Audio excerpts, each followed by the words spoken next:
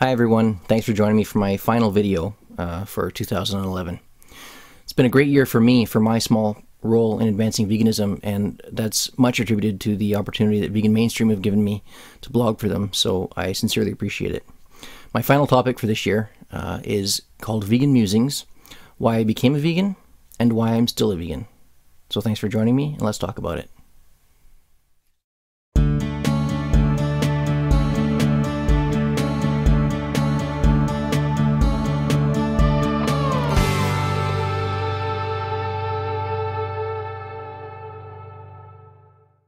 Why did I become a vegan? Well, it really boils down to one very simple fact. I have the option to live a life that is cruelty-free with respect to the foods that I consume, the products that I use, the clothing that I wear. Since I can make choices that don't require me to cause harm, pain, and suffering, I feel that it's my moral obligation to do so. Why am I still a vegan? That's the bigger question. I'm going to discuss a lot of the objections people have, or the challenges people have when they say, well, you know, you shouldn't be a vegan because, and they come up with different ideas, which at the outset may seem somewhat convincing, but I truly believe that they don't hold up, actually, that they actually are fallacious, and I'm going to go through some of the more common ones. And one of the biggest objections I get, one of the things that most frequently people say to me is, well, you know, you're denying evolution, you're denying nature. It's normal for creatures to eat other creatures.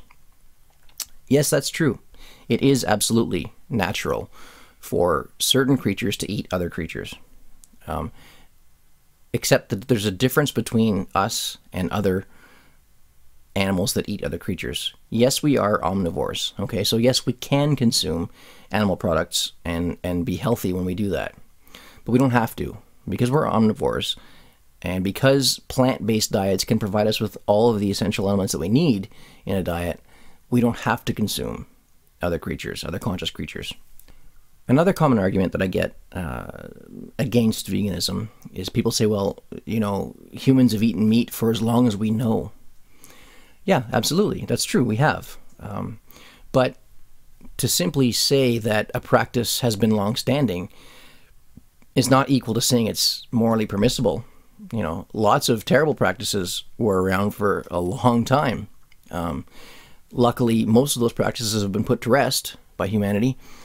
I think veganism, or pardon me, consuming other creatures unnecessarily is another one of those practices that has been around for a long time that shouldn't be.